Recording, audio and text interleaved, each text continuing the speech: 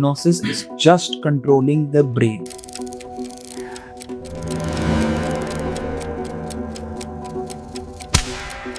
How to is this? No not at all. आमतौर पे हमें टीवी ने ऐसा दिखाया है, मूवीज ने ऐसा दिखाया है कि आपने किसी को हिप्नोटाइज कर दिया और उसके बाद वो जाके मर्डर कर दे रहा है, बट ऐसा नहीं। अगर ऐसा होता तो फिर हम जितने भी क्रिमिनल्स हैं उनको अच्छा इंसान बना चुके होते हैं, राइट? उनको हिप्नोटाइज करके। लेकिन आप हिप्नोसिस के जरिए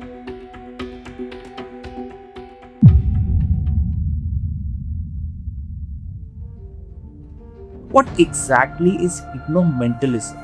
हिप्नो मतलब नींद जैसी एक अवस्था जहाँ आप सबकॉन्शियस माइंड को हील कर रहे हो। फिर आता है मेंटलिज्म। मेंटलिज्म एक मैजिक का ही एक पार्ट है जहाँ पे मैजिक ट्रिक्स को साइकोलॉजिकली प्रेजेंट करते हैं। फॉर एग्जाम्पल, मैजिक में ये होता है कि आप एक कार्ड निकालोगे और फिर मैं उस कार्ड को ढूंढूंगा और बताऊंगा ये आपको कार्ड है। बट मेंटलिज्म में ऐसा नहीं होता। मेंटलिज्म में होता है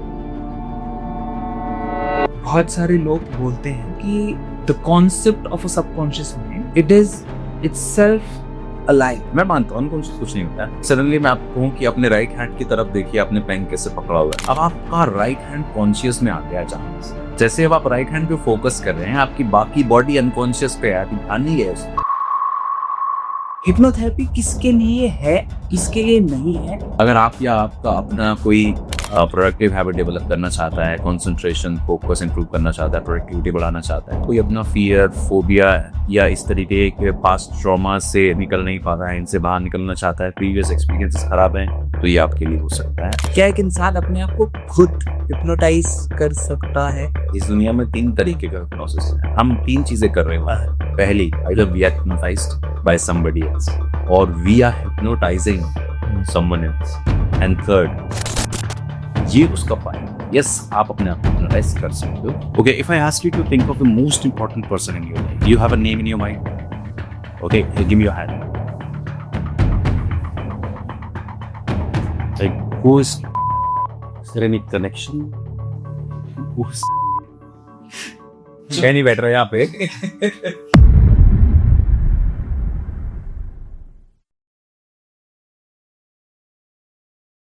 हाय Ravita ji, welcome to the misfit humans podcast. And बहुत दिनों में मुझे ऐसा फील हो रहा है कि एक ऐसा एपिसोड रिकॉर्ड कर रहे हैं आज हम, जहाँ पे बहुत ही डिफरेंट बात होने वाली है।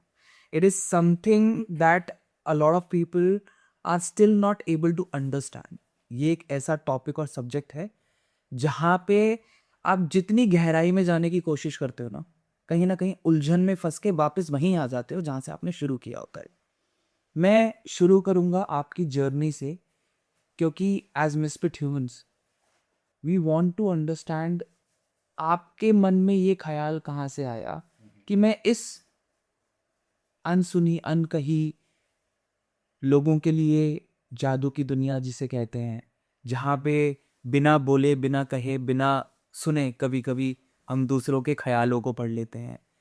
कहीं ना कहीं हम उनकी ऐसी यादों को सामने ले आते हैं जो उनको खुद भी कभी कभी याद नहीं होती। Where did it all start? I really want to understand. Okay, तो आपको ये समझना है कि मैंने शुरू कैसे किया। तो शुरू ऐसे हुआ भाई, इमोशनल जो स्टेज थी, अंदर जो इमोशंस थे वो कुछ और थे, और उस इमोशन से जूझते हुए जो आप रास्ते ढूंढते हो, उन रास्तों में से एक मैजिक बना। पहले समझते हैं कि वो इमोशन क्या थे। So I come from a village in Haryana, and I was just 11 months when I got separated from my parents. तो मैं नाना नानी के साथ बड़ा हुआ। नाउ इमेजिन, एक 11 महीने का बच्चा है जिसको केयर मिल रही है, लेकिन उसको इमोशनली वो समझ में नहीं आ रहा है। क्योंकि जब आप छोटे होते हो, 10 महीने 11 महीने के होते हो, आपको अपनी मदर का टच पता होता है, आपको उसकी फ्रेग्रेंस पता होती है, आपको सब चीज़ें चाहिए होती हैं।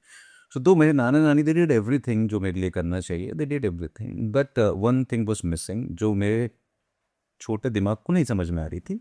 एंड स्लोली हुआ ये कि उसकी वजह से मैं बहुत ज़्यादा चिड़चिड़ा, एजिटेटेड, परेशान, फ्रस्ट्रेटेड रहने लग गया। जैसे जैसे एज बढ़ने लगी तो उस फ्रस्ट्रेशन से डील करने के लिए मेरे माइंड ने इमोशनल ईटिंग डेवलप कर ली।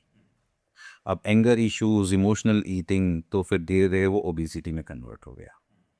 तो एक मैं अपने दिमाग में और ज़्यादा खाली रहता था। फिर मैं समाज से भी अकेला हो गया, कट गया, क्योंकि मैं ओबीस हो गया। नाउ इमेजिन, आप 8 साल के हो, 10 साल के हो, और आपको आपके नाम से बुलाते ही नहीं है। व्हेन यू आर ओबीस तो आपको आपके नाम से नहीं बुलाते।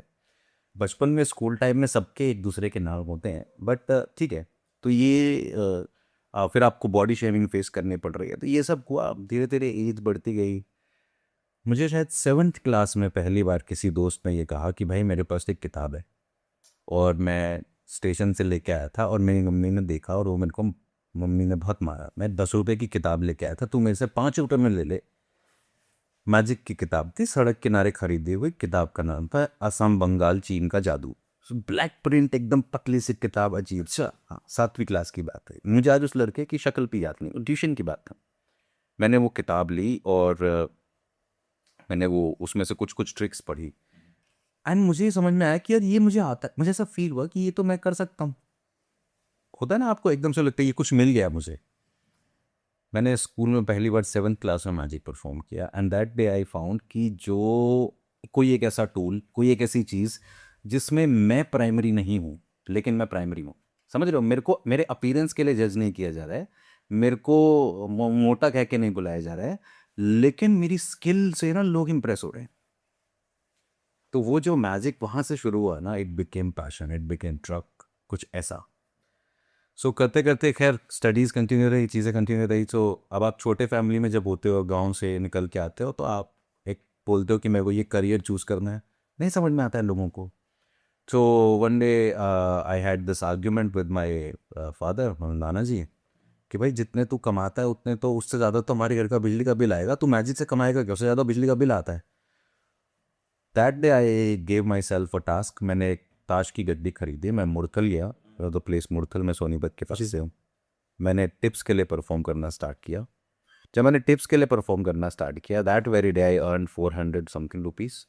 और वो मेरी जो पहला दिन था जब मुझे समझ में आया कि I can make a living with magic. तो यहाँ से मैजिक की जर्नी स्टार्ट हुई थी। इसने मुझे सब कुछ दिया, मैजिक ने मुझे पॉपुलैरिटी दी, मैजिक ने मुझे ब्रेड एंड बटर तो चलो ठीक है, आज हम यहाँ बैठे हैं, ये सब है, फेम है, कम है। Magic gave me opportunity to accept my self, to present my self to the big, on the bigger stages. बहुत सारी चीज़ें मैजिक की वजह से होंगी। तो मैं ये कहूँगा कि मेरे दिमाग में मैजिक बनने का ख्याल उस इमोशनल कॉन्फ्लिक्ट की वजह से आया था कि मैं अपने आप को पसंद नहीं करता था, लेकिन मैजिक ने एकदम से मेरे फ़ैन बनाना शुरू कर दिए। तो मैजिक वो गन बना जिससे मैं उन सब चीज़ों को शूट कर पाया जो मुझे परेशान कर रही थी। तो I didn't choose magic, magic choose me. I think जब एक इंसान अपनों से बिछड़ जाता है ना, तो वो खुद में बिखर जाता है, और जब वो खुद में बिखर जाता है ना, तो वो इस सृष्टि के साथ कहीं ना कहीं जुड़ जाता है। वो, हम बोलते हैं ना that the entire universe is made of tiny fragments and particles, जो कि हर जगह है, राइट? जब आप कुछ, आपके अंदर एक वॉइड होता है ना किसी चीज का, you just shatter into those tiny fragments, and वही इंसान को कहीं ना कहीं इस यूनिवर्स के साथ जोड़ देता है।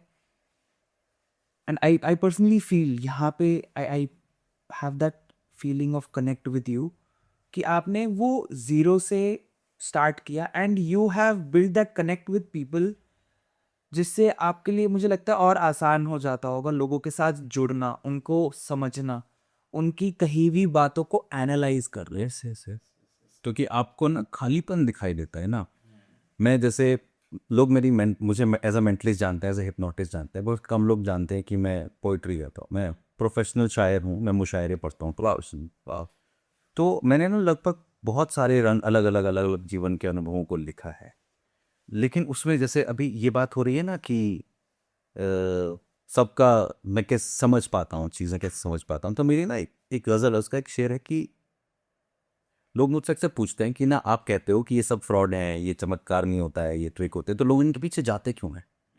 लोग फिर इनके पीछे, इतनी दुनिया पागल थोड़ी है, ये क्यों इनके पीछे? तो मैं कहता हूँ लोगों को ना बेबसी की आदत है, और क्योंकि वो बेबस होने का मज़ा ले रहे हैं, इसीलिए वो मसीहा ढूंढते हैं। राइट।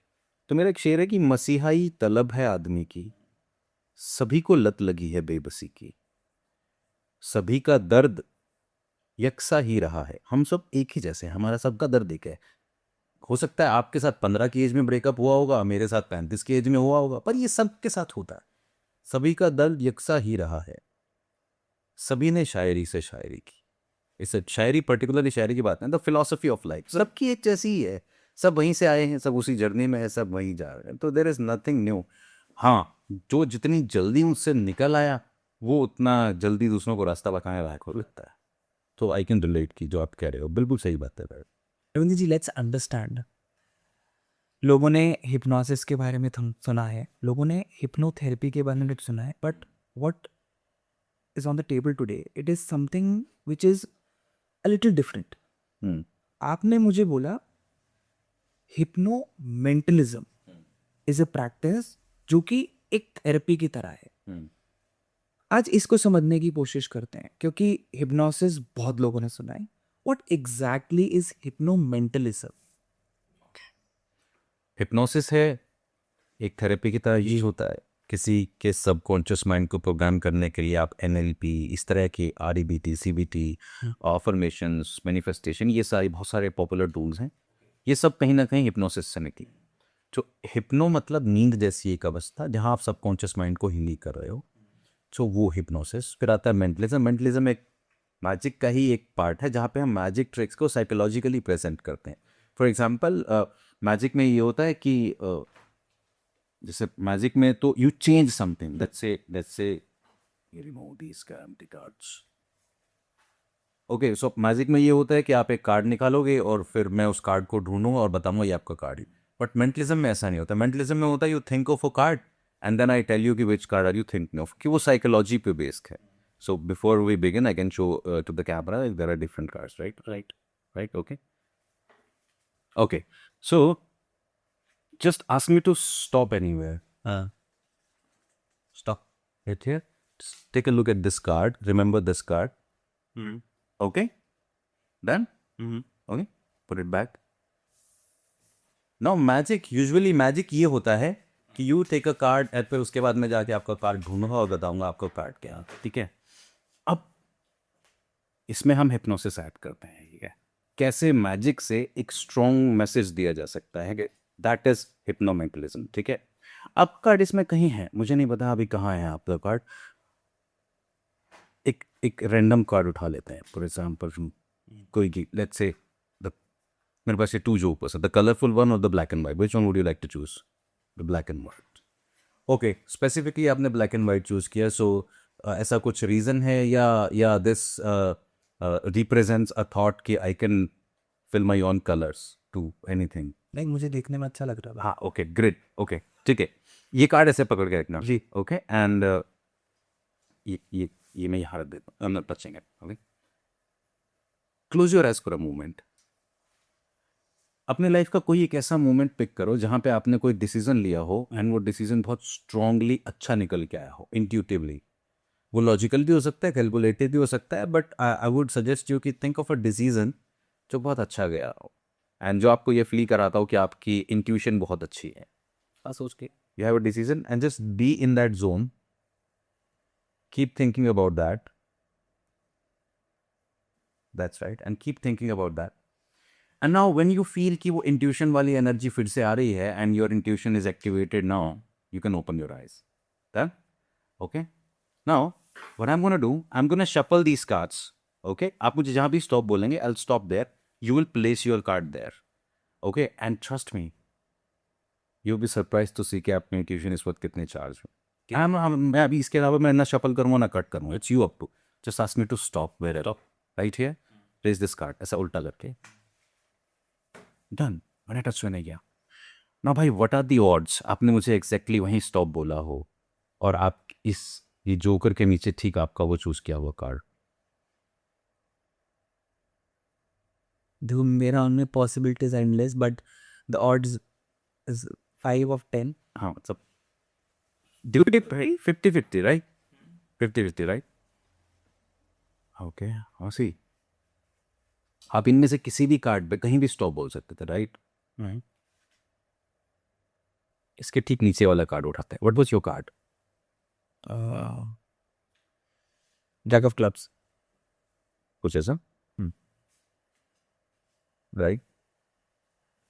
नाउ मैं इसको ट्रिक की तरह भी प्रेजेंट कर सकता हूँ, लेकिन मैंने इसके साथ एक पूरा आपकी आंखें बंद कराई, आपको एक इंट्यूटिव जोन में लेके गया. नाउ थिंक अबाउट इट कि अगर किसी बच्चे को कॉन्फिडेंस फिर से फील कराना हो, it's this trick can work like miracle, right? तो मैंने जब ये देखा कि मेंटलिज्म इतना पावरफुल टूल है, जो मैजिक का ही पार्ट है, ये मैजिक ट्रिक है, सब फैंसी शफलिंग अपनी सब मैंने ही किया, but I am giving credit to you और टू द पर्सन. मैंने देखा कि मेंटलिज्म इतना पावरफुल टूल है जो इमोशंस इवोक करता है. सबकॉन्शियस माइंड एक्टिव होता है क्योंकि इमोशन सबकॉन्शियस माइंड की प्रॉपर्टी है. जब सबकॉन्शियस माइंड एक्टिव है, मेरी हर एक बात का इम्पैक्ट आ रहा है, उनके अंदर वाव मोमेंट क्रिएट हो रही है, वो फीलिंग क्रिएट हो रही है, तो इसको यूटिलाइज क्यों ना किया जाए, सिर्फ वंडर तक क्यों छोड़ा जाए. तो यहाँ मैंने अपनी थेरेपीज को ऐड करना स्टार्ट किया. तो मैंने स्ट्रेस वाले केसेस के लिए अलग से कुछ ट्रिक्स सोची, पास्ट ट्रोमास को रिलीज करने के लिए कुछ अलग से ट्रिक्स सोची. जैसे अभी ये कॉन्फिडेंस बूस्टर थी, राइट, ये कॉन्फिडेंस के लिए इंस्टेंटली कहीं भी प्रेजेंट कर सकते हो परफॉर्म. ये कार्ड्स के साथ थी. यूजुअली अगर बच्चे होते तो मैं पिक्चर कार्ड्स यूज़ करता हूँ, अल्फ़ाबेट कार्ड्स. ऐसे बहुत सारी चीज़ें हम कर सकते हैं. सो हिप्नो मेंटलिज्म ये कॉम्बिनेशन है जिसमें हम मेंटलिज्म की ट्रिक्स को हिप्नोथेरेपी के हिप्नोथेरेपी की सपोर्ट में प्रेजेंट करते हैं, जहाँ पे ट्रिक प्राइमरी नहीं होती, थेरेपी प्राइमरी होती है, लेकिन ट्रिक ओपन करने का एक टूल बन जाती है. बहुत सारे लोगों को ऐसा लगता है कि hypnosis is just controlling the brain. How true is this? No, not at all. Control करना नहीं कहूँगा मैं इसको, मैं कहूँगा हिप्नोसिस के ज़रिए आप इन्फ्लुएंस कर सकते हो, ट्रेन कर सकते हो, प्रोग्राम कर सकते हो. कंट्रोल एक अलग टर्म है. देखो कंट्रोल का क्या सीन होता है ना, कि अगर आमतौर पे हमें टीवी ने ऐसा दिखाया है, मूवीज़ ने ऐसा दिखाया है कि आपने किसी को हिप्नोटाइज कर दिया और उसके बाद वो जाके मर्डर कर दे रहा है या छत से कूद गया या उसको कुछ याद ही नहीं है उसके साथ क्या हुआ है. बट ऐसा नहीं है. अगर ऐसा होता तो फिर हम जितने भी क्रिमिनल्स हैं उनको अच्छा इंसान बना चुके हो, राइट, उनको हिप्नोटाइज करके. या अगर किसी के सीक्रेट्स हिप्नोसिस से पता लगाए जा सकते हैं तो फिर आईबी और हमारी जो सीक्रेट एजेंसीज हैं वो अपने उनके सैनिक अपनी जान दाव पे नहीं लगा रहे होते, राइट. हम तो सीक्रेट्स पता लगा लेते किसी के भी, जुडिशरी की पढ़ाई का, फिर मैं तो नहीं रह जाता, राइट. ऐसा नहीं है. लेकिन आप हिप्नोसिस के जरिए आइडियाज डाल सकते हो किसी के दिमाग में. करना ना करना लगभग इस लेवल तक डाल सकते हो कि उसको लगेगा ये उसकी फ्री चॉइस है, उसको लगेगा कि ये उसी की चॉइस है. इस लेवल तक कंट्रोल कर सकते हो, इन्फ्लुएंस कर सकते हो. But at the end of the day ये वो नहीं है जो मूवीज में दिखाया गया है कि भाई वो बिल्कुल ही आपके वश में आ गया और आप कुछ भी कर सकते हो. और दूसरा ना, आज के मुझे लगता है ये बहुत ज़्यादा मिसकंसेप्शन इस वजह से भी आ गया है कि एक टर्म बहुत ज़्यादा पॉपुलर हो गई है सोशल मीडिया पे, वशीकरण. जी. मतलब हर तीसरी रील आ रही है वशीकरण की. और मतलब अबार कबार है ना, ये वाला वशीकरण, वो वाला वशीकरण, तो पता नहीं कौन से वशीकरण है. 3 घंटे 8 तक, हाँ 3 घंटे में वश में हो जाएगी, ये हो जाएगा, वो हो जाएगा.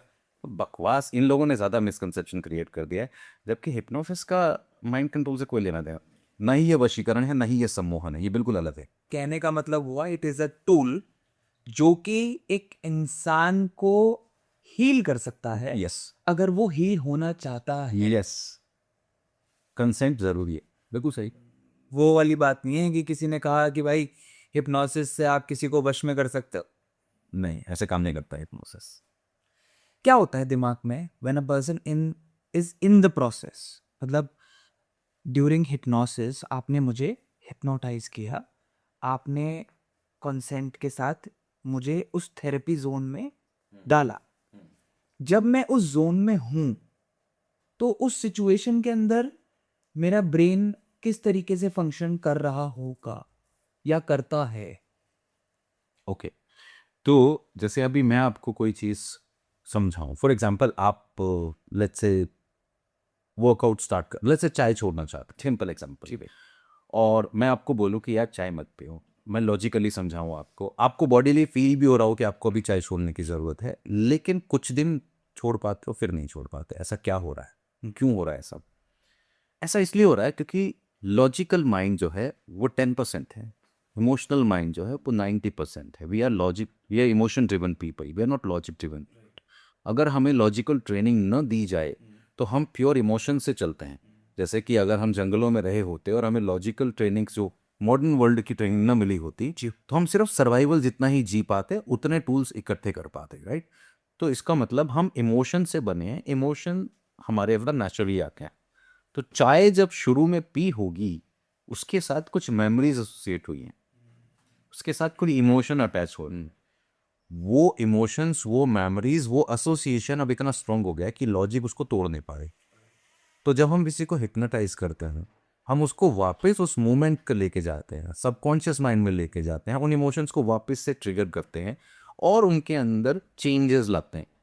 जैसे अगर पहली बार चाय पीते हुए मुंह में अच्छा टेस्ट आया है, तो अब मैं आपको हिप्नोटिक स्टेट में ले जाके कहूँगा कि अपने आप को वहाँ बैठा हुआ देखो और देखो तुम चाय पी रहे हो, और जैसे तुमने पहली सिप ली तो ये बहुत ही अजीब लग रही है और तुम नहीं पी रहे हो उसको आगे।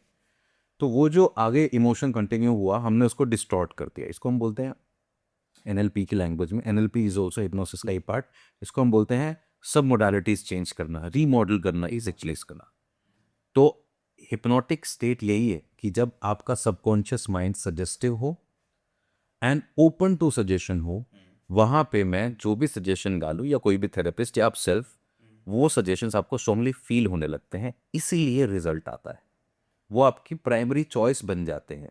मतलब अगर आपको पता लगे कि आप को लेट्स से चाय पीने से आपको कोई नुकसान है, आप अवॉइड करोगे। आपको पता लगे आपको चाय पीने से आपकी फैमिली के किसी सबसे इंपॉर्टेंट पर्सन को नुकसान हो रहा है, और समहाउ आपको कनेक्ट हो जाए थॉट कि आपने चाय पी और शाम को उनके पैर में दर्द हो गया, आपने 2 दिन बाद फिर भी उनके पैर में दर्द हो गया। Now you are convinced with the idea. अब आपके लिए जीरो मोटिवेशन जो पहले था, अब ऑटोमेटिकली मोटिवेशन आ जाएगा, क्योंकि अब आपके किसी अपने के ऊपर उसकी बात आ रही है। तो आपको कोई आके बोलेगा नहीं चाय छोड़ दे, हमको दिखाओगे नहीं यार वो घर पे अच्छा नहीं होता था उससे, not good for the body, not good for the family. Yes. तो यहाँ से क्या हुआ है, आपके अंदर ऑटोमेटिक शिफ्ट आ गया। हम हिप्नोसिस में ये ऑटोमेटिक शिफ्ट रिक्रिएट करते हैं, सजेशंस के जरिए, इमेजिनेशन के जरिए, फीलिंग्स को रिक्रिएट करते हैं, ताकि आपको प्राइमरी वो चॉइस अपने आप मिल जाए। अगर जी एक बहुत बड़ा सवाल है कि बहुत सारे लोग बोलते हैं, and it is a big debate that is happening on the internet from the last decade, कि सिर्फ कॉन्शियस होता है, सबकॉन्शियस होता ही नहीं, राइट? कुछ लोग बोलते हैं कि the concept of a subconscious mind, it is itself a lie, क्योंकि जो है प्रेजेंट में है, and whatever is stored is a memory. Yes. There is nothing called a subconscious mind, कि आप जो सोचते हो प्रेजेंट में सोचते हो, एंड आप वो स्टोर्ड मेमोरी से सोचते हो, ना कि आप एक थॉट के पीछे एक दूसरा थॉट चल रहा है जिससे आप सोच पा रहे हो। In simple words, what exactly is the subconscious mind? I really want to understand this from your end.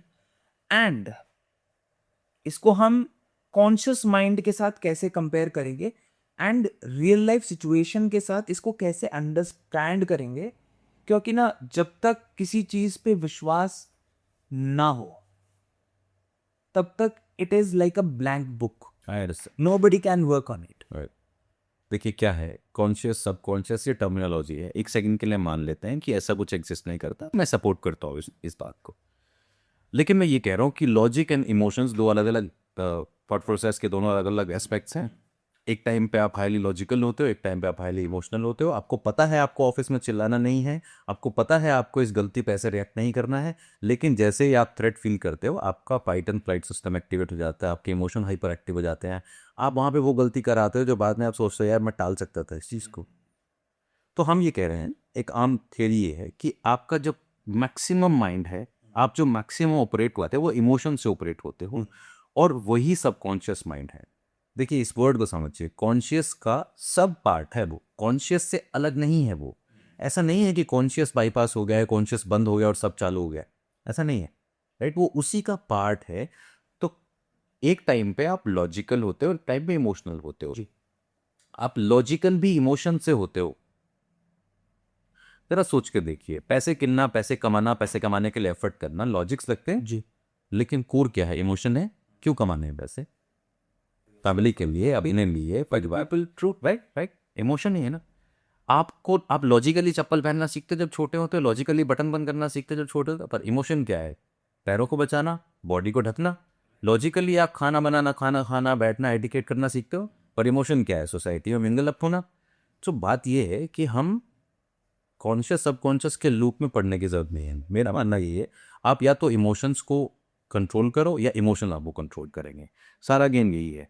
तो जो हम हिप्नोसिस की बात करते हैं, जो हम बात करते हैं कि डे टू डे लाइफ में इसकी क्या ज़रूरत है, ज़रूरत यही है कि जितने ज़्यादा आप यहाँ से शॉर्ट हेड रहोगे, आप उतना ज़्यादा स्ट्रॉन्ग और अच्छा डिसीजन ले पाओगे।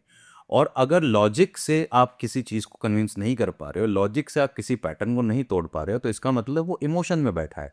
अब उसको आप कॉन्शियस माइंड कहो, सबकॉन्शियस माइंड कहो, अनकॉन्शियस माइंड कहो, मेमोरी कहो, उससे फ़र्क नहीं पड़ता। मैं इस मामले में बड़ा आसान रखता हूँ चीज़ें, मैं अपने स्टूडेंट्स को भी यही बोलता हूँ, पावर हाउस है, स्टोर रूम में कुछ चीज़ें हैं, अब आपको ये देखना है कि आप कब कौन, आप समझ लो एक बड़ी सी लाइब्रेरी है, उसके अंदर सारी किताबें हैं। जैसे अभी मैं आपको कहूँ कि आप अपने स्कूल की 5th क्लास में चले जाओ, अचानक से आपको 5th क्लास की लाइब्रेरी का ड्रॉर खुल जाएगा और वहाँ से मेमोरीज, वहाँ से चेहरे निकल के आने लगेगी, राइट। आप यहाँ से बाहर निकलें, आपको कोई आपकी कॉलेज की पुरानी टीचर मिल जाए, अचानक से आपको ईयर याद आ जाएगा और सारे चेहरे निकल के आए। ऐसे ही आप कोई ऐसा गाना सुनो जो आप ब्रेकअप के टाइम पे सुनते थे, या आपने उसके साथ बैठ के, अपने एक्स के साथ बैठ के कहीं कोई पर्टिकुलर शॉप पे पिज्ज़ा खाया हो, चाय पियो, आप जब भी उसके सामने से गुजरोगे क्या होगा, सीरीज ऑफ इमोशंस अपने आप एकदम ट्रिगर हो जाती है, राइट। ये सारी चीज़ें आपके दिमाग में ही हैं। मैं कह रहा हूँ कि मैं उस सीरीज ऑफ इमोशन को जब तक टैकल नहीं करूँगा, तब तक हर बार मैं उस दुकान से गुजरते हुए परेशान रहूँगा। तो जब तक मैं उस गाने से जुड़ी हुई मेमोरी को डिस्टॉर्ट नहीं करूँगा, उसको लाइटन अप नहीं करूँगा, तब तक हर बार वो गाना सुन के मैं अपने एक्स को याद करता रहूँगा। आपके बोलते बोलते गाना याद आ गया मुझे। See, that's how the system works. I think अगर हम इसे और भी स्पष्ट भाषा में बोलें, correct me if I am wrong, we can say it is all about, जब लोग बोलते हैं दिल से सोचना और दिमाग से सोचना। हाँ, दिल एक्चुअली दिल का काम सोचने का है नहीं। हाँ मतलब एक लेकिन काम बनना में एक बात बोल रहे हैं। मुझे पता है, मुझे लगता है आयुर्वेद कितना समझदार रहा होगा उस जमाने में कि वो मन शब्द की कल्पना, परिकल्पना मन शब्द दे पाए। क्या है, बुद्धि अलग है, मन अलग है, आत्मा अलग है, शरीर अलग है। आयुर्वेद ने क्या कमाल की चीजें की हैं। तो मन जो है, मनस, अब उसके पार्ट हैं, चित्त एक अलग है, मन एक अलग है, बुद्धि एक अलग है। चित्त जो है वो आपका स्टोर्ड मेमोरी है, वो आपके पैटर्न्स हैं। आयुर्वेद में जो अलग अलग हिस्से बताए गए हैं, जो इनमें से ना दिखने वाले हिस्से, जिसको द्रव्य कहा गया है, तो मनस को भी एक द्रव्य कहा गया है। ये एग्जिस्ट नहीं करता है लेकिन एग्जिस्ट करता है। अब देखिए, लोग कहते हैं अनकॉन्शियस माइंड जैसा कुछ नहीं होता है। ठीक है, अनकॉन्शियस कुछ नहीं होता, मैं मानता हूँ अनकॉन्शियस कुछ नहीं होता है। लेकिन अभी इस वक्त आप मेरी बात ध्यान से सुन रहे हैं, आप मुझे देख रहे हैं, राइट। लेकिन सडनली मैं आपको कहूँ कि अपने राइट हैंड की तरफ देखिए, आपने पेन कैसे पकड़ा हुआ है। अब आपका राइट हैंड कॉन्शियस में आ गया अचानक से। जैसे अब आप राइट हैंड पे फोकस कर रहे हैं, आपकी बाकी बॉडी अनकॉन्शियस पे है, अभी ध्यान नहीं गया उस पे। आप उसको जिंदा कर लेंगे। जैसे ही मैं कहूंगा कि अपने लेफ्ट लेग की तरफ देखिए एक बार, जूता कितना सही लग रहा है, अचानक से आपकी बॉडी की पूरी अटेंशन लेफ्ट पे चली गई। आपकी कॉन्शियसनेस ऐसे ट्रैवल करती है, जहाँ ट्रैवल करती है वो सुपर कॉन्शियस हो जाता है, जहाँ ज़्यादा देर तक टिक के रहती है वो पार्ट कॉन्शियस हो जाता है। जैसा कि हम ध्यान में करते हैं, कोई इसी हिस्से को एक्टिव करता है, कोई इसको एक्टिव करता है, कोई चक्रस को एक्टिव करता है। जैसा हम गाने सुनते हुए करते हैं, जैसा हम मूवी देखते हुए करते हैं, जैसा आप कोक करते हैं, आप दिमाग के जिस हिस्से को एक्टिव करना चाहें वो एक्टिव हो जाता है सब कुछ ब्रेन ही, सब ब्रेन है। बाकी सब इसके आसपास की जामा पहनाया हुआ है हमने इसको, कॉन्शियस, सब कॉन्शियस, और ये आई एग्री, ये सब कुछ नहीं है। इमोशंस वर्सेस लॉजिक का कॉन्फ्लिक्ट है, मेमोरीज वर्सेस अवेयरनेस का कॉन्फ्लिक्ट है, डिसीजन वर्सेस इमोशंस का कॉन्फ्लिक्ट है। That's it. But how does hypnotherapy work then? I really want to go deeper into it. How does it work?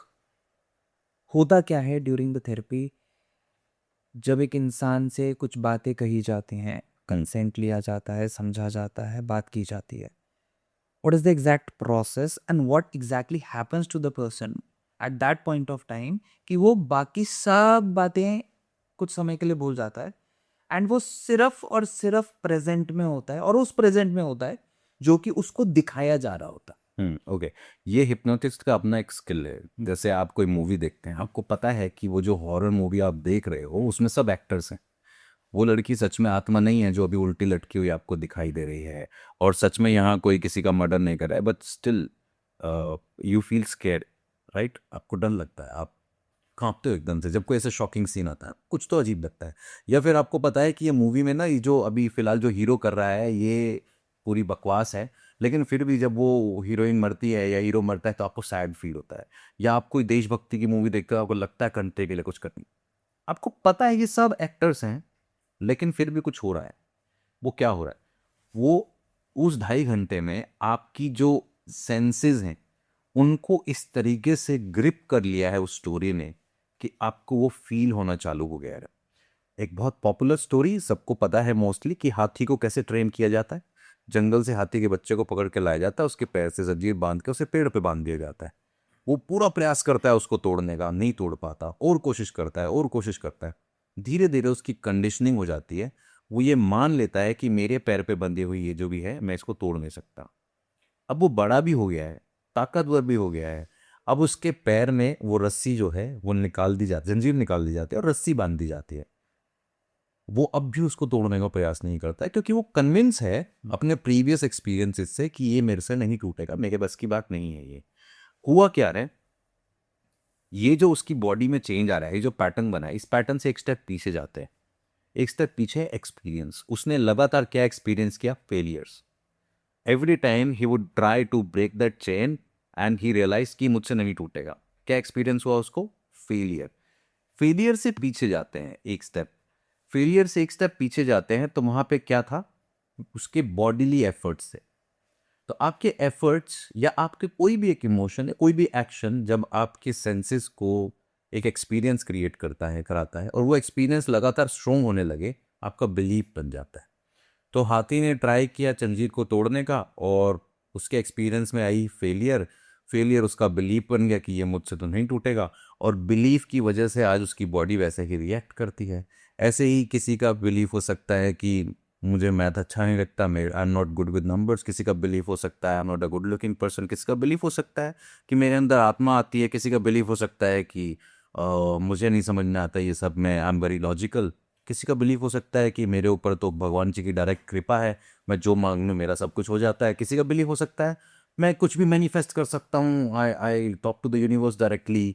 किसी का belief होता है दिस ऑल इज बुलशिट, कुछ नया, life is a full mess. सबके अपने belief है, कहाँ से आए हैं? उनके एक्सपीरियंसेस के बेसिस पे। अब जब मैं उस किसी को हिप्नोटाइज करूंगा, मैं उसके बिलीफ से नहीं लड़ूंगा, क्योंकि मुझे पता है वो एक्सपीरियंसेस का रिजल्ट है। मैं उसके एक्सपीरियंसेस से भी नहीं लड़ूंगा, क्योंकि पता ही है उसके एक्शन से आए हैं। मैं उसको कुछ ऐसी चीजें एक्ट करते हुए इमेजिन कराऊंगा कि उसके सेंसेस उनको फील करने लगे। अब आप सोचेंगे कि थॉट्स और बॉडी में कनेक्शन क्या है? सोचने भर से बॉडी कैसे एक्सपीरियंस कर सकती है? तो उसके लिए हम एक क्विक एक्सपेरिमेंट कर सकते हैं। सो एक्सपेरिमेंट इज, जो लोग देख रहे हैं वो भी और आप भी, if you really want to test कि आपकी इमेजिनेशन और बॉडी में क्या कनेक्शन है जी, it will be an amazing fun game. ठीक है, hold out your hands like this. Imagine you're holding a medium-sized balloon between your palms. Look at the balloon. Okay? Feel इसका pressure, इसका texture feel कीजिए. Okay? इसको एक color दीजिए. And now close your eyes. And now through your mind's eye, feel the same balloon. Look at the same balloon. Feel the same texture and pressure. और imagine कीजिए उस balloon को महसूस करते हुए कि इसमें एक छोटा सा छेद हो गया और इसमें से हवा निकल रही है और बलून सिकुड़ के छोटा हुआ है।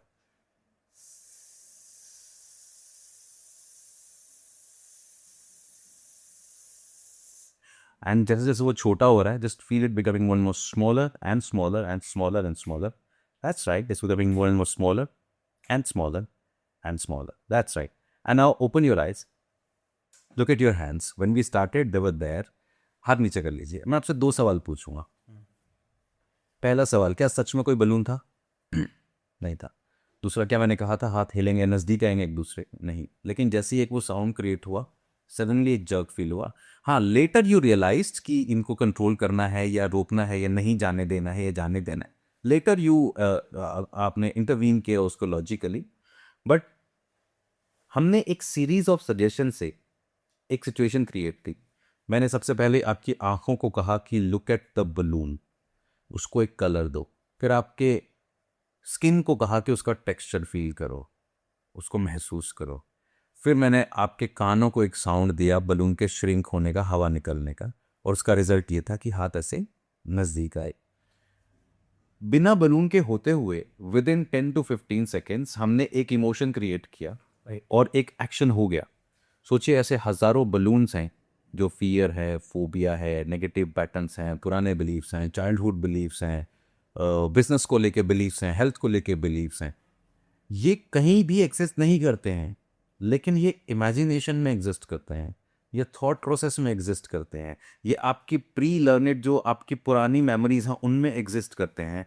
तो इनको अगर चेंज करना है तो कोई दवाई तो दी नहीं जा सकती, तो इनको चेंज करने के लिए काउंटर इमेजिनेशन करनी पड़ेगी, नई इमेजिनेशन क्रिएट करनी पड़ेगी। जो लाइफ आप जीना चाहते हैं उसको ब्यूटीफुली विजुअलाइज करना पड़ेगा। और क्योंकि आप उतना ब्यूटीफुली अगर कर पा रहे होते तो आप कर चुके होते, इसीलिए एक थेरेपिस्ट की आपको ज़रूरत पड़ती है। वो आपको वो रास्ते दिखा सकता है, या वो दिखाने का उसकी पढ़ाई है जो आपको चाहिए। तो अभी हमने क्या किया यहाँ पे, बलून नहीं था फिर भी हमने एग्जिस्ट, और फिर वो एग्जिस्ट किया हमारे लिए। That's called trance, that's called maya. और ये कोई आउट ऑफ वर्ल्ड नहीं है। क्या किसी भी मोमेंट पे आपको ऐसा लगा कि मैं कंट्रोल कर रहा हूँ आपको? नहीं। क्या किसी भी मोमेंट पे लगा कि आप यहाँ से फंस गए, यहाँ से बाहर नहीं आ सकते, वे अनसेफ है, कुछ भी है, गन पॉइंट है, कुछ भी फोर्स है? नहीं ना। This is how hypnosis works, naturally, easily आपकी अपनी इमेजिनेशन को यूज किया जाता है। तो इमेजिनेशन से ट्रिगर होती हैं हमारी सेंसेस। जैसे अभी हाथ नजदीक आए, टेक्सचर फील हुआ। सेंसेस के अंदर अगर कोई एक्सपीरियंस बार बार क्रिएट हो रहा है, वो आपका बिलीफ बन जाता है, और बिलीफ ही आपकी बॉडी पे आता है और आप उस हिसाब से एक्ट करते हो। आपने अभी एक शब्द का इस्तेमाल किया, trance. I take it in a different way, right? आपने जो भी बातें बोली ना, उसका एक ही कंक्लूजन निकल के आता है, that is we all become prisoners of our own thoughts, we are in fact, right? Yes yes yes. And यही एक चीज है जो एक इंसान की लाइफ में उसके जीवन की सबसे बड़ी परेशानी बन जाती है, क्योंकि हम अपने ही विचारों के बंदी बन जाते हैं और हम उससे निकल नहीं पाते।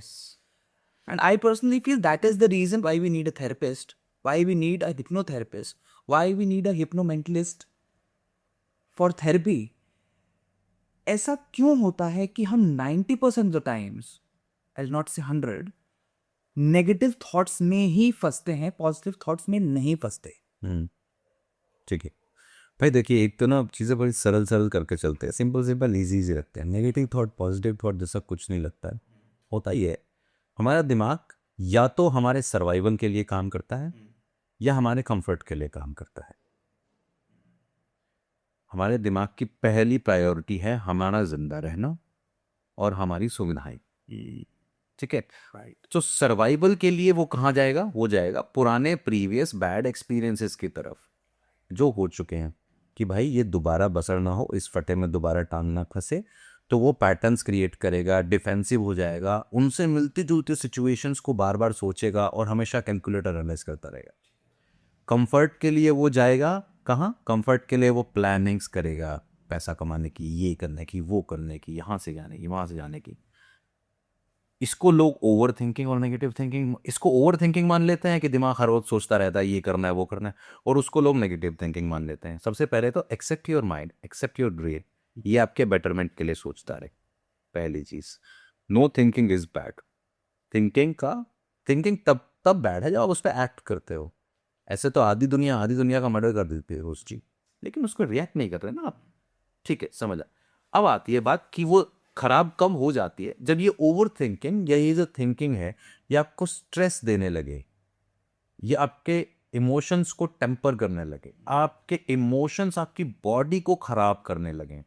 लगातार स्ट्रेस हार्मोन्स रिलीज हो रहे हैं, लगातार कोर्टिसोल बढ़ रहा है, एस्ट्रोजन बढ़ रहा है, स्किन एलर्जीज हो रही है, फंगल इन्फेक्शंस हो रहे हैं, ओबेसिटी आ रही है, साइकोसोमैटिक डिसऑर्डर्स हो रहे हैं, स्लीपलेसनेस आ रही है। ये जो है, ये स्टेज, ये जो हाइपर थिंकिंग है, ओवर थिंकिंग है, ये परेशानी का विषय है। और ये भी कहाँ से शुरू हुआ था? इसकी इंटेंशन क्या है? माइंड आपकी सेफ्टी ही ढूंढ रहा था, लेकिन उसको थ्रेट इतना ज़्यादा फील हुआ है कि वो हाइपर सेंसिटिव हो गया है। ये किसकी जिम्मेदारी है? आप इन दोनों चीज़ों पे कंट्रोल लाके 10 मिनट अपने आप के साथ बैठ के कम से कम सिर्फ एक बात बताओ खुद को, और वो ये, आई एम सेफ। हमारी सेंस ऑफ सेफ्टी सबसे पहली प्रायोरिटी। आपको पता है जब बच्चा पैदा होता है उसके अंदर 2 डर बाय बर्थ होते हैं। पहला होता है ऊंची आवाज़ का डर, दूसरा होता है गिरने का डर। क्योंकि जैसे ही बच्चों का वो ऊपर उठा रहा है, उसको एकदम से डर भी वो होता है, क्योंकि उसकी बॉडी और ग्रेविटी वो अभी बैलेंस करना सीख रहा है। गिरने का डर बाय बर्थ होता है। ये जो गिरने का डर है ना, ये फेलियर में कन्वर्ट है, फियर ऑफ फेलियर में कन्वर्ट हो जाकर धीरे धीरे हम किसी भी चीज़ में हार नहीं देख पाते, रिलेशनशिप में हार नहीं देख पाते। ये जन्म से पैदा हुआ। ऐसे ही जो ऊंची आवाज़ का डर है, ये डर जो है वो इसलिए होता है क्योंकि जब हम जंगलों में रहते थे तो हमें आवाज़ से पता लगता था कहीं से कोई शिकारी तो नहीं आ रहा है, कोई हमला तो नहीं हो रहा। तो ऊंची आवाज़ का डर जो है बाद में ये तानों का डर बन जाता है, क्रिटिसिज्म का डर बन जाता है कि मुझे क्रिटिसाइज नहीं होना है, मुझे कोई मेरे अंदर कमियां ना निकाल दे, मेरी कोई बुराई ना कर। ये बचपन से ही है हमारे साथ, हमारा दिमाग हमारी बेटरमेंट चाह रहा है। आपकी जिम्मेदारी है कि आप 5 मिनट 10 मिनट अपने आप को सेफ फील कराएं, राइट? तो चीज़ें अपने आप ठीक हो जाएंगी। Just sit with your self for 5-10 minutes, कुछ मत करो, सिर्फ अपने आप को देख के सिर्फ इतना काम, safe, thank you for everything, sit with your self.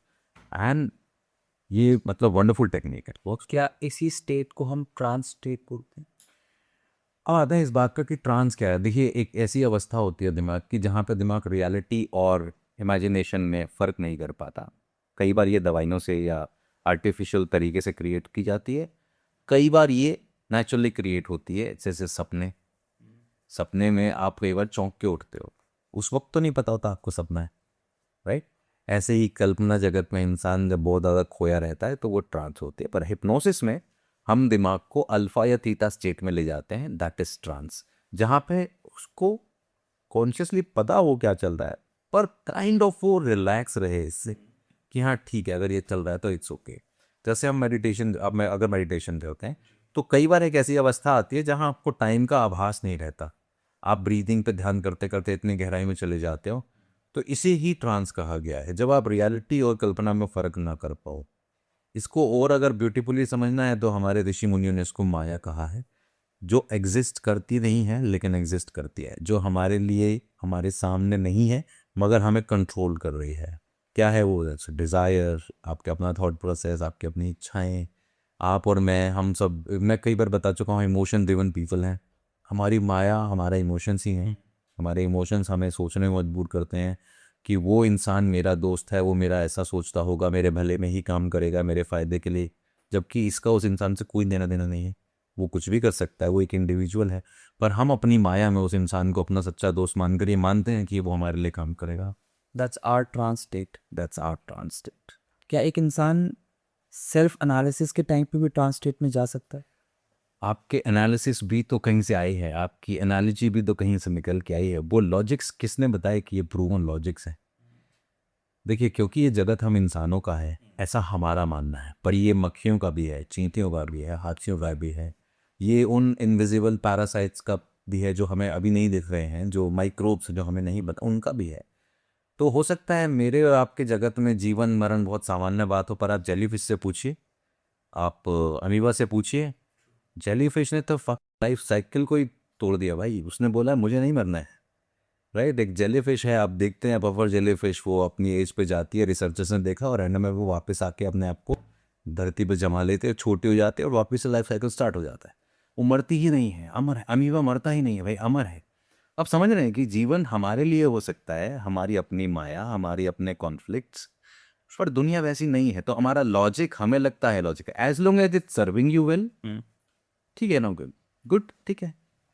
How long can a person stay in the trance state while hypnotherapy? Hypnotherapy के दौरान एक इंसान कितनी देर तक उस स्टेट में रह सकता क्योंकि ये एक नेचुरल स्टेट है।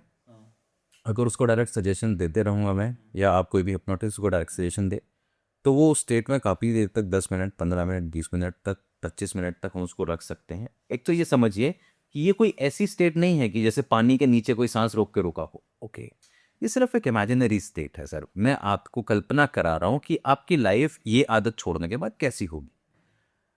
अब कई बार हम कस्टमाइज ऑडियो टेप्स बना के देते हैं, तो ड्यूरेशन होती है 25 मिनट। कोई कोई क्लाइंट बोलता है कि बहुत जल्दी ख़त्म हो गया सर, बड़ा टेप चाहिए मुझे, तो हम उसके लिए फिर कस्टमाइज ऑडियो डिज़ाइन करते हैं 30 मिनट्स का, 35 मिनट्स का, 40 मिनट्स का। कुछ लोगों को 40 मिनट्स ऐसा लगता है नहीं 5 मिनट्स हुए। तो डिपेंड करता है कि आप उस थॉट प्रोसेस में कब तक हैं। जैसे यार, एक बोरिंग मूवी और एक ग्रिपिंग मूवी देखने का अंतर है। आप मूवी देखते हैं, थिएटर में घुसे, खटाक से मूवी शुरू हुई। सिमिलरली हिप्नोसिस यही करता है आपके लिए, हिप्नोसिस उससे नया नहीं है। तो ये कोई ऐसी स्टेट नहीं है कि जिसमें फंस के रहने वाला कोई काम। एक तो हिप्नोसिस में कभी कोई फंसता नहीं है। कई बार लोगों को एक भ्रांति है, मिसकंसेप्शन है कि क्या हो अगर किसी को हिप्नोटाइज कर दे और वो फंसा रह जाए उसमें, तो ऐसा नहीं होता है। कोई कभी हिप्नोसिस में नहीं फंसता है।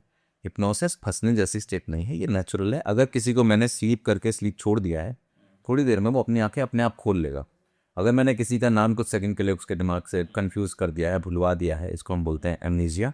ऐसा नहीं कि उसका नाम परमानेंटली चला गया है, उसको याद रहेगा, उसके दिमाग में आएगा वो थोड़ी देर में। इट्स लाइक जैसे हम सुबह उठ के कई बार सपना याद करने की कोशिश करते हैं और जितना याद करते हैं उतना वो गायब हो जा रहा है दिमाग से, बस वैसी स्टेट होती है। ये बिल्कुल नेचुरल। आप अपने मास्टरी कोर्स में there are a lot of techniques that you teach, Yes. right? There are a lot of concepts, eye lock, PMR induction, right body jerk, pendulum sway, non-verbal induction, right right etc etc. There are like so many and there might be more, right? क्या आप मुझे explain कर सकते हो इन techniques को in simple words, what these techniques mean and how these techniques actually work? क्योंकि सुनने में कई बार लोगों को ऐसा लगता है कि यार व्हाट इज़ दिस, और कुछ लोग बोलते हैं अरे ये तो सिर्फ टेक्निकल टर्म्स हैं, हैवी वर्ड्स हैं, इनका कोई सर पैर नहीं है, हिप्नोसिस होती है वही बहुत होता है, उतना करा लो काम खत्म। ओके देखिए क्या है, अब मेरी वर्कशॉप में ना मैं स्टेप बाय स्टेप बता रहा हूँ, तो हम ज़ीरो से स्टार्ट कर रहे हैं। मैं हमेशा सबको यही कहता हूँ, मेरा सबसे पहला टॉपिक ये होता है कि दोस्त आपको हो सकता है मुझसे ज़्यादा जानकारी हो या हो सकता है मुझे आपसे ज़्यादा जानकारी हो, पर इन 2 दिन 3 दिनों में हम दोनों एक दूसरे के दोस्त हैं और बिगनर हैं। मेरे पास जो है मैं आपसे शेयर करूँगा, आपके पास जो आप मुझसे शेयर करना। तो अब आते हैं इन टर्म्स पे कि भाई ये टर्म्स टेक्निकल टर्म्स हैं, मुश्किल है, हैवी क्या है। एक आम आदमी के लिए मुझे लगता है दवाई का नाम याद रखने से ज़्यादा ज़रूरी है दवाई किस चीज़ की है। तो पीएमआर जो है वो है प्रोग्रेसिव मस्कुलर रिलैक्सेशन। आपको ये सिखाया जाता है इस टेक्निक में कि आप स्टेप बाय स्टेप अपने मसल्स को रिलैक्स कैसे कर सकते हैं। बाकी आइलो कैटेलेप्सी ये हीलिंग के स्ट्रॉन्ग टूल्स हैं, ये हम हीलिंग में यूज़ करते हैं। पर मैं जब कभी किसी को सेल्फ हिप्नोसिस सिखाता हूँ या वैसे नेचुरली भी हिप्नोसिस सिखाता हूँ तो उसमें पीएमआर ही सिखाते हैं। PMR progressive muscular relaxation which is very similar to Yoga Nidra. AMR active muscular relaxation which is very similar to you activate your body and then you know fatigue every muscle and then you feel relaxed। ये बिल्कुल वैसा है। तो मैं आपको एक मेरी self hypnosis की वर्कशॉप का पूरा जो चैप्टर पूरा टॉपिक है उसका एक वीडियो लिंक दे दूंगा, आप डिस्क्रिप्शन में डाल देना। दे विल सी एवरीथिंग, उनको सब समझ में आ जाएगा। They will learn self hypnosis, वो मैं एज अ गिफ्ट आपके ऑडियंस के लिए आसान हो जाएगा लोगों के लिए काफ़ी सारी चीज़ें समझना। यस सबसे बड़ा सवाल यहाँ पे ये आता है, बहुत सारे लोग परेशान हैं अपनी ज़िंदगी में और उनको लगता है कि मुझे थेरेपी की ज़रूरत है। सेल्फ रियलाइजेशन आज के समय में लोगों में पहले के समय से बहुत ज़्यादा है। हिप्नोथेरेपी किसके लिए है, किसके लिए नहीं है, किसको करनी चाहिए और वो कौन से लोग हैं जिनको हिप्नोथेरेपी के बारे में सोचना भी नहीं चाहिए। ओके तो मुझे लगता है कि अगर आप कोई ऐसे आप या आपका कोई अपना स्ट्रेस, डिप्रेशन, एंजाइटी, इंसोम्निया इस तरह के मेजर इशू से परेशान है तो हिप्नोसिस आपको सीखना चाहिए, सिखाना चाहिए, करना चाहिए। अगर आप या आपका अपना कोई नेगेटिव हैबिट छोड़ना चाहता है, पॉजिटिव हैबिट डेवलप करना, नेगेटिव पॉजिटिव मतलब less productive and productive, productive habit develop करना चाहता है, कॉन्सेंट्रेशन फोकस इंप्रूव करना चाहता है, प्रोडक्टिविटी बढ़ाना चाहता है, तो hypnosis can be a good helping tool जो आपका माइंड प्रोग्राम कर सकता है। आप या आपका कोई अपना फियर, फोबिया या इस तरीके के पास्ट ट्रॉमा से निकल नहीं पा रहा है, इनसे बाहर निकलना चाहता है, प्रीवियस एक्सपीरियंसेस खराब हैं, उसका बर्डन वो व्यू ऑफ नहीं कर पा रहा, उससे बाहर निकलना चाहता है, तो ये आपके लिए हो सकता है। आपको सीखना चाहिए, सिखाना चाहिए, शेयर करना तो होगा। अगर आप रिसर्चर हैं, आप एक्सप्लोरर हैं, आप स्पिरिचुअल जर्नी पर निकले हैं, आपका इंटरेस्ट है माइंड, साइकोलॉजी, आपको मज़ा आता है एक ऐसा स्किल सीखने में जो आप कहीं भी प्रेजेंट करें तो लोग हैरान हो जाएं, तो ये आपके लिए है, आपको सीखना चाहिए। सो मुझे लगता है आप टीचर हैं, ट्रेनर हैं, हाउसवाइफ हैं, पेरेंट हैं, ब्रदर हैं, सीकर हैं, लर्नर हैं, लाइफ में कुछ ग्रो करना चाहते हैं, हिप्नोसिस आपको ज़रूर सीखना चाहिए। क्योंकि सबसे पहले आप ये तो जानोगे दिमाग काम कैसे करता है। ये ब्यूटीफुल टूल जिसने आपको बना, वो दिमाग पहले बनता है, वो बॉडी बनाता है जब वो अपनी माँ की गर्भ में होता है। जिसने आपको बनाया है, फिर ऐसा क्या हुआ कि वो ड्राइवर सीट, आप ड्राइविंग सीट पे हो या वो ड्राइविंग सीट पे, ये कॉन्फ्लिक्ट कैसे आ गया? फिर ऐसा कैसे हो रहा है कि आप पे चाहते हुए भी वो आपकी मर्जी के बिना काम कर रहा है? क्योंकि आप उसकी लैंग्वेज नहीं जानते हो, आप जानते नहीं हो कम्युनिकेट कैसे करना है, आपको पता ही नहीं है दिमाग से बात कैसे की जाएगी। आपको लगता है कि आपकी जो इनर टॉक है वो आपकी इनर टॉक है, आपकी नहीं है, वो आपके पेरेंट्स की वॉइस है जो आपके अंदर बोलती है। आपका क्रिटिसिज्म आपके फादर की वॉइस हो सकता है, आपके इमोशन आपकी मदर की वॉइस हो सकते हैं, आपकी जो सेल्फ अपीयरेंस है के प्रति जो आप सोचते हैं वो आपके किसी दोस्त ने आपको ताना मारा हो सकता है। को पता ही नहीं है कि आपकी इनर वॉइस आपके अपने हैं, तो बिकॉज आपको पता ही नहीं दिमाग बात किस लेवल में करता है। दिमाग इमेजिनेशन की लैंग्वेज में बात करता है, तस्वीरों की लैंग्वेज में बात करता है, हर चीज़ की तस्वीर बनाता है दिमाग। आवाज़ की भी तस्वीर होती है। आपको कैसे पता है ये चुटकी की आवाज़ है? क्योंकि इसकी तस्वीर है आपके दिमाग में। तो हर वो इंसान जो दिमाग को कंट्रोल करना चाहता है, सीखना चाहता है, समझना चाहता है, तो उसके लिए ओपन है। क्या इंस्टेंटली पेन रिलीव किया जा सकता है हिप्नोथेरेपी से?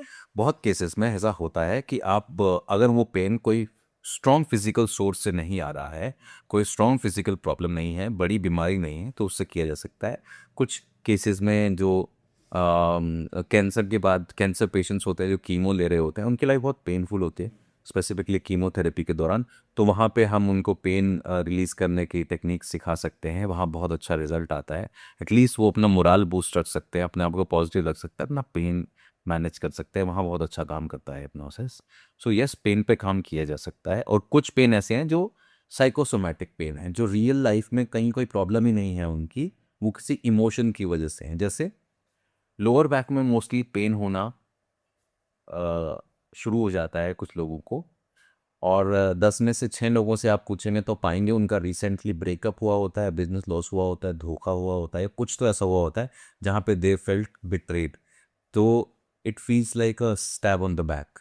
तो उनकी लोअर बैक, जब वो किसी से नाराज़ होते हैं पर उसको कह नहीं पाते, या धोखा खा के निकलते हैं लेकिन उसको कुछ कह नहीं पाते हैं, तो उनकी लोअर बैक उस पेन को स्टोर कर लेती है। फंक्शनल होता है। Functional, yes. ऐसे ही कफ, इस तरीके से जो पेन है, ये उनको ज़्यादा होते हैं जो अपने आप को एक्सप्रेस नहीं कर पाते, उनके चेस्ट के आसपास इमोशंस जमा हो जाते हैं।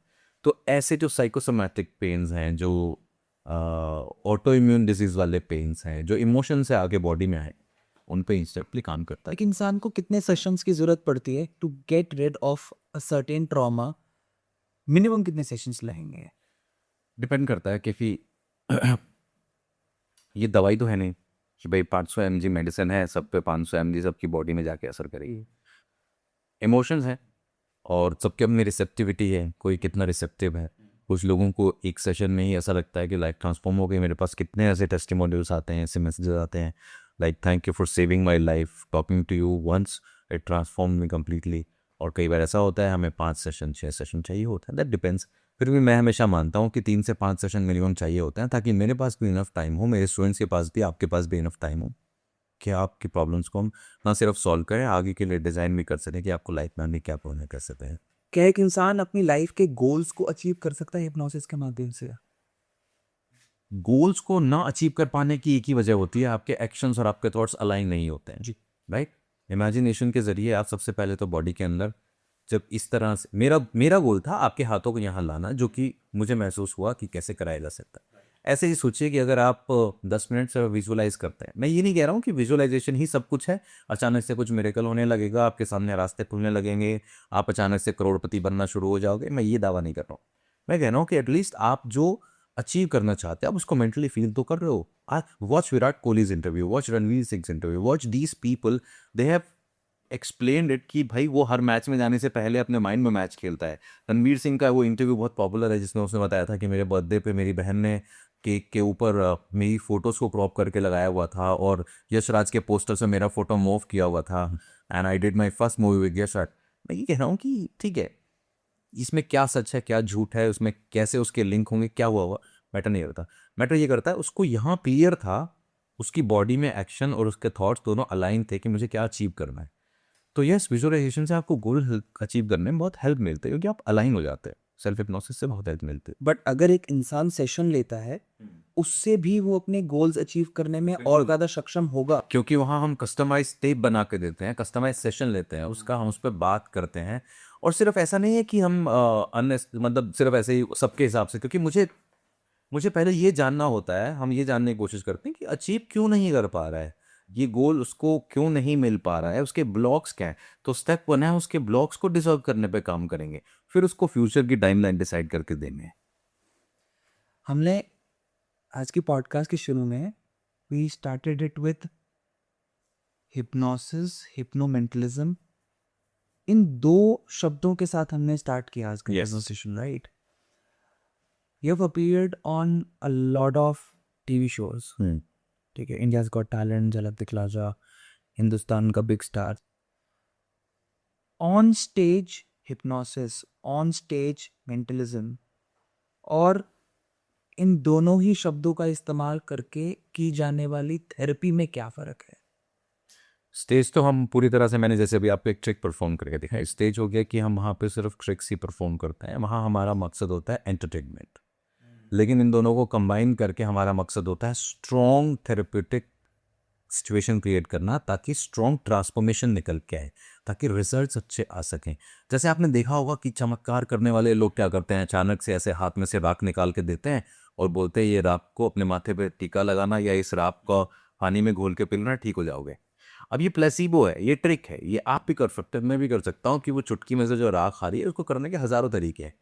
लेकिन जो रिसीव कर रहा है उस राख को, वो जो दोनों हाथ ऐसे करके बैठा है कि बाबा जी, गुरु जी, महाराज जी मेरे को राख देंगे और अब मेरा जीवन संवरने वाला है क्योंकि मुझे विभूति मिल गई है, मुझे पवित्र आत्मा का जल मिल गया है, जो भी है वट ट्रिक्स को इस लेवल पे ले जाके इतना पावरफुल बनाया जा सकता है कि इंसान की life long problems instantly solve हो जाती हैं। उसको अगर रिलीजन का, उसको अगर स्पिरिचुअलिटी का, साइकिक एबिलिटीज़ का अगर जामा पहना दिया जाए तो वो ये चेंजेस आते हैं। तो इसका मतलब ये हुआ कि एक फेक और स्क्रिप्टेड थिंग है। भाई 90% मैंने जितने भी देखे हैं गुरुजी, हीलर्स, जो ये बहुत पॉपुलर भी है, सब ट्रिक्स ही करते हैं, सब हिप्नोसिस ही करते हैं, सब अपनी बातों से ही खेलते हैं, सब ट्रिक दिखा के पहले एक माहौल बनाते हैं, फिर उसके बाद वो उसको एक्सप्लॉइट करते हैं। Let's understand ethics, hmm an ethical practice and unethical practice. Hmm. ठीक है, क्या एक हिप्नोटिस्ट एक इंसान को फोर्स कर सकता है to reveal secrets, to tell about himself, to do things जो वो करवाना चाह रहा है? Unethical, completely unethical. बट क्या ये पॉसिबल है? नहीं, ऐसा पॉसिबल भी नहीं है। मैं बताता हूँ, इसके लिए हिप्नोटिस्ट होने की भी ज़रूरत नहीं। ये बहुत क्लासिक मैनिपुलेशन टेक्निक है। आप अपनी वल्नरेबिलिटी किसी के सामने खोलते हो, धीरे धीरे दूसरा अपनी वल्नरेबिलिटी आपके सामने खोलने लग रहा है। ये मैनिपुलेशन की क्लासिक टेक्निक्स हैं। आप किसी के सीक्रेट्स जान लो, फिर उसके बाद आप उसको एक्सप्लॉइट कर सकते हैं, इनसिक्योरिटी जान लो, एक्सप्लॉइट कर सकते हैं। There are lot of misconceptions when we talk about hypnotherapy. अभी भी इतनी अवेयरनेस होने के बाद भी लोग क्यों डरते हैं हिप्नोटिज्म के नाम से? मतलब क्योंकि आए दिन आप खबर पढ़ते हो अखबारों में कि सम्मोहित करके कड़े लूट लिए, है ना, आप जेब से पैसे निकलवा लिए, हिप्नोटाइज करके दुकानदार को लूट लिया, और जबकि ये सिर्फ और सिर्फ स्कैमिंग है। इसका रियल वर्ल्ड में हिप्नोसिस से कोई लेना देना नहीं है। वो एक ऐसी कन्फ्यूजन की स्टेट क्रिएट करते हैं 3-4 लोग मिलके कि दुकानदार को लगता है कि यार मैं, मेरे साथ ठगी तो हो गई पर मुझे याद कुछ नहीं आ रहा उन्होंने क्या बोला था मुझे। वो इसलिए होता है क्योंकि बैक टू बैक 3 से 4 चीज़ें हो रही होती हैं। जैसे इस वक्त मैं, मेरा अगर मकसद, मेरा टारगेट है आपसे कोई चीज़ लेने का, कोई चीज़ अचीव करा, मुझे आपसे कुछ हासिल करना, तो मैं आपके आसपास एक ऐसा कन्फ्यूज़न का जाल क्रिएट करूँगा कि आप अपने आप उस डेस्टिनेशन तक पहुँच जाओगे जहाँ you and up giving me that thing. जैसे मेट्रो में ट्रैवल करते हैं हम सिर्फ दरवाजे पे खड़े होते हैं। आप एक बार राजीव चौक जाए, दरवाजे पर भीड़ अपने आप आपको कोना बता देते हैं कहाँ जाना है। ट्रू। और आपको वो अनसेफ, अनकंफर्टेबल कुछ नहीं लगता उस वक्त। आपको से सबसे इंपॉर्टेंट होता है कोना मिल गया। ऐसे ही ना, इस तरीके की घटनाओं में ना हमारे दिमाग में एक ऐसा इमोशनल मेस क्रिएट कर दिया जाता है कि उसके बाद हमें लगता है बस जैसे तैसे ये ख़त्म हो जाए। कि ये हिप्नोसिस नहीं है भाई, इसीलिए अनसेफ फील होता है क्योंकि फिल्मों ने, टीवी ने, न्यूज़ चैनल्स ने इसको ऐसा दिखाया है। वरना हिप्नोसिस से ब्यूटीफुल कोई साइंस नहीं। आपको पता है पुराने कल्चर में हीलिंग टेम्पल्स, स्लीपिंग टेम्पल्स होते थे। इजिप्ट में स्लीपिंग टेम्पल्स होते थे। अगर किसी को कोई बीमारी है तो वो उस टेम्पल में जाएगा और आंख बंद करके सो जाएगा, एंड वो ये बिलीव करेगा कि शेमन्स और गुरु और जो स्पिरिट्स हैं वो उसको हील कर रही हैं। That is nothing but hypnosis. Right. आप क्यों चाहते हो, आपको दुर्गम यात्रा ही क्यों करनी है? आप उनसे पूछो ना, जो बद्रीनाथ रोज रहता है, क्या वो रोज बद्रीनाथ मंदिर के दर्शन करते हैं? उनको वो इमोशनल कनेक्ट उतना स्ट्रॉन्ग फील शायद नहीं होता, क्योंकि जो हमें होता है यहाँ से निकल के वहाँ तक जाने में, क्योंकि हम उस प्रोसेस से बंधे हुए हैं। वो प्रोसेस हमारे अंदर इमोशंस को बिल्ड करता है, और फाइनली जब हम वहाँ पहुँचते हैं, जब हमारा नंबर आता है, तब हमें लगता है ये ट्रांसफॉर्मेशन थे, ये हमने कुछ देख लिया। वो कुछ नहीं है, वो हिप्नोसिस ही है जो आपके अंदर बिल्ड हो रहा है, इमोशंस का बिल्डअप है जो आपके अंदर क्रिएट हो रहा है। तो ये ना, इसको प्रेजेंट गलत तरीके से किया गया है। That's why I am here, we are talking. Thank you भाई, you are asking so wonderful questions. आप सही से पूछ रहे हो। एक एक कितनी साधारण सी बात है और उसको समझने के लिए कितने साधारण एग्जाम्पल्स भी हैं। But somewhere the human mind is not able to understand कि तुम यहाँ से चल के अपनी इच्छाओं की पूर्ति करने के लिए वहां तक गए, क्या कभी तुमने सोचा कि जो वहां रोज बैठता है हाँ फिर उसकी इच्छाएं क्यों नहीं पूरी हो रही? बोलूंगा विवाद होने वाली बातें हैं, कई सारी चीजें हैं, a lot of things, but back on the topic, क्या नेगेटिव साइड्स और रिस्क हैं हिप्नोसिस के जो कि लोगों को समझने चाहिए? A lot of people are nowadays very much interested in getting hypnotherapy, hypnotizing therapies, Yeah. क्योंकि उनको लगता है कि हाँ मैं अगर अपने आप को रीप्रोग्राम कर लूंगा, ठीक है, क्योंकि अवेयरनेस बढ़ती है ना, yes yes yes there are a set of people तो क्या साइड इफेक्ट्स हो सकते हैं, क्या नेगेटिव साइड्स हैं, क्या रिस्क्स हैं जो कि लोगों को पता होने चाहिए? तो भाई मैं सिर्फ मुझे एक ही रिस्क लगता है, वो ये लगता है कि ये इतना पावरफुल टूल है कि आपको इसकी एडिक्शन हो जाती है। एडिक्शन कैसे? जैसे आपने देखा होगा लोगों को मंदिर जाने की लत है। आपको पता है इसमें ना उपनिषदों में अलग अलग कॉन्सेप्ट है। तो एक उपनिषद में एक जगह पे चर्चा है कि जब कोई इंसान अपनी समाधि की तरफ, परम अवस्था की तरफ जाता है, तो उसके क्या क्या ऑब्स्टेकल हैं। तो उसके जो ऑब्स्टेकल है उनमें से एक ऑब्स्टेकल है, उसको कहा जाता है रसावसाद। मतलब आपको ना रस आने लगता है उस प्रोसेस में। You start living in the process and you forget the purpose of the process. आप हिप्नोसिस को इतना हर जगह देखने लगते हो, महसूस करने लगते हो, आपको रियलिटीज दिखाई देने लगती हैं दुनिया की। आपको समझ में आने लगता है कि यार मैं इस इंसान से लड़ने आया था, पर इसके तो पैटर्न ही कुछ और दिखाई दे रहे हैं मुझे, इससे क्या लड़ूं यार, इसको तो हेल्प की ज़रूरत है। आप अपने आप को देखने लगते हो कि यार मैं प्यार कर रहा हूँ कि ये सिर्फ पैटर्न है, मैं ऑनेस्टी से रिजल्ट ला पाऊंगा इसमें, या ये मैं मेरा मेरा ये रियल है या सिर्फ एक पैटर्न है, या मैं आप ट्रांसफॉर्म हो जाओगे। ये इसका एक साइड इफेक्ट है। ये एडिक्टिव है बहुत ज़्यादा, ये इसका एक साइड इफेक्ट है। इसके अलावा मुझे नहीं लगता इसका कोई साइड इफेक्ट है, क्योंकि ये कोई ऐसा नहीं है कि it's not a, yes it's a weapon, it's a gun in your hand, but it doesn't shoot to kill. एक किताब में लिखा था कि if you want to find the purpose of your life you have to find the right flow, right? कौन सी किताब में लिखा है कमेंट सेक्शन में बताएंगे लोग, राइट? अगर सबने दिल से पढ़ी होगी तो। And it is, I think what you just said is hypnotism as a therapy is also like a flow for the person who wants to get rid of things and reprogram their mind, क्योंकि उनको ऐसा लगने लग जाता है एक point के बाद, एडिक्शन, कि this is the right flow, इस फ्लो को हम फॉलो करेंगे। If I am stuck in somewhere, मैं आज कर लेता हूँ, फिर मैं कल कर लेता हूँ, अच्छा मैं फिर से कुछ फंस गया, then I go back to the same. But don't you think this is the right approach instead of calling it an addiction? I think it's right approach. So मेरा आंसर थोड़ा डिस्गाइज था। I know it's a right approach, it's a right approach और होना यही चाहिए। लेकिन बस मैं यही कहूँगा कि भाई अगर आप हिप्नोसिस सीख रहे हैं तो ये आपको और ज़्यादा अवेयरनेस देगा, आपको होश में ले आएगा अचानक से अपने बारे में, दूसरों के बारे में। अब आप सच स्वीकार करने के लिए तैयार हो कि नहीं, ये आपको देखना है, ये एक खतरा है। क्या एक इंसान अपने आप को खुद हिप्नोटाइज कर सकता है? सब हिप्नोटिज्म सी मेरे मेंटोर ने एक बार एक बात कही थी और ये कहा था कि इस दुनिया में 3 तरीके का हिप्नोसिस है, हम 3 चीज़ें कर रहे होते हैं।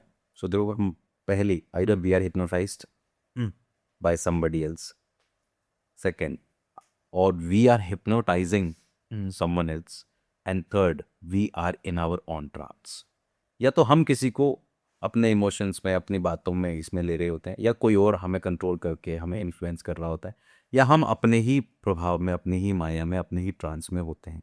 हिप्नोसिस तो सब जगह है। आप हिप्नोसिस सीख के उस अनप्रोडक्टिव, उस वीक पैटर्न को तोड़ सकते हो। ये उसका फायदा है। यस, आप अपने आप को हिप्नोटाइज कर सकते हो। ऑलरेडी आप उस स्टेट में होते हो हर वक्त, तो आप उसको कंट्रोल करना सीख जाते हो। That's the benefit of learning hypnosis. Do you think, before we come to an end today's episode, बड़ा अजीब सवाल है but I definitely ask it, do you think after attending certain sessions Hmm. of therapy with you, a person should learn how to do hypnosis on their own so that they can help themselves on their own in the coming future, या फिर एक इंसान को एक guide की जरूरत पड़ती ही पड़ती है? नहीं भाई, मैं तो हमेशा ये कोशिश करता हूँ कि आप इंडिपेंडेंट बनो, आप सेल्फ डिपेंडेंट बनो, अपने ऊपर काम करो, सीखो।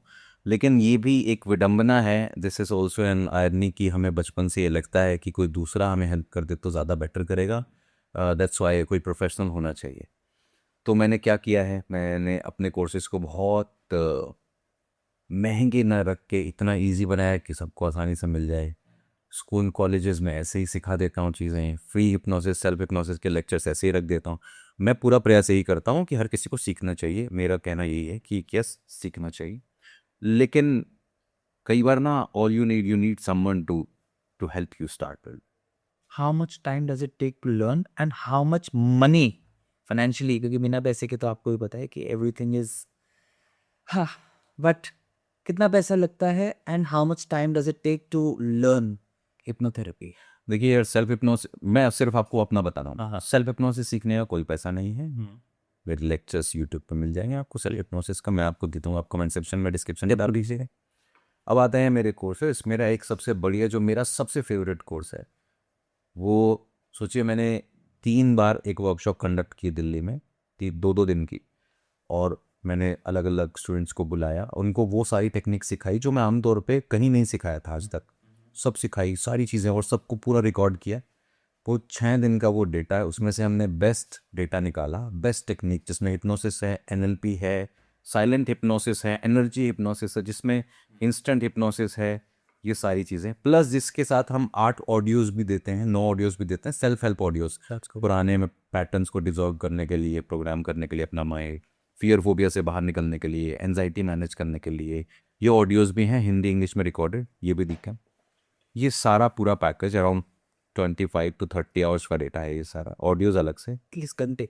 हाँ, लगभग, वाह, 30 मिनट्स ईच, 30 से 35 मिनट का एक लेक्चर करके हमने लगभग 22 मॉड्यूल्स इस तरीके के बनाए हैं, मॉड्यूल्स, और फिर उसमें अलग अलग ऑडियोज़ अलग हैं।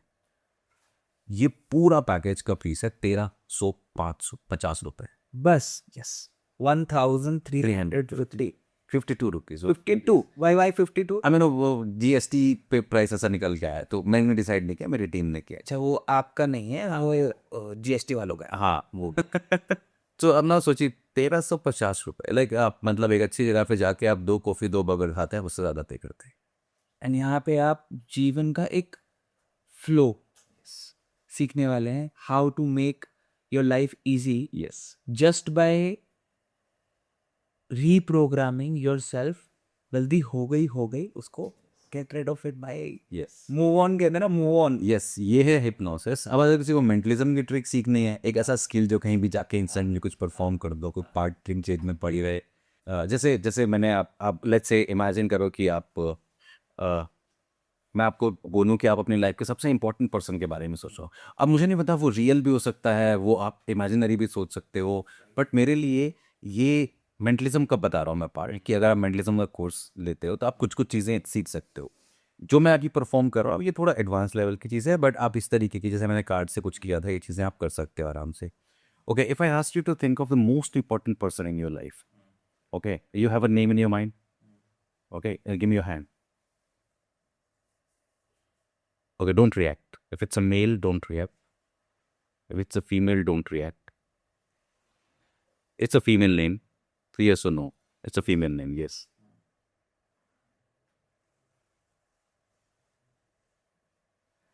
Okay. I can sense this name.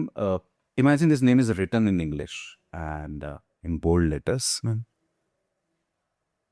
don't react. A B C D E F G H I J K L M N O P Q R S T U V W X Y Z. Okay, I think I could sense there was some movement on letter N. Then letter I is also there. Letter C is also there. Letter H is also there. I don't know. It's completely up to you. आप switch कर सकते हो, change कर सकते हो. That's completely up to you. But I ask you to stick to one name and you had a name in your mind.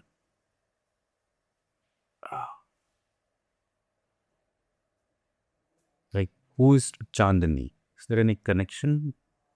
Who is Chandani? That's my sister. That's your sister. Okay, great. Right. So anyway, रहे यहाँ पे नहीं नहीं ठीक है okay I'm just हाँ नहीं ठीक है I get it okay I'm just telling you कि now see कितनी cool सी ट्रिक है भाई अब ये जो भी है ये बात it was I'll say अंग्रेजी में माइंड होता है वो है फिलहाल थोड़ा सा ना हाँ, तो बस मैं यही बता रहा था कि अब जैसे मैं एक नाम जानता हूँ।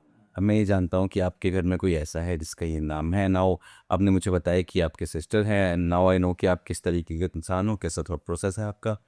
तो नाउ अगर आप कोई चीज़ इमेजिनरी भी सोचोगे तो I can think about it. मैं हाँ, we can figure out something. By the way, what's your connection with AIIMS? Did you think of AIIMS?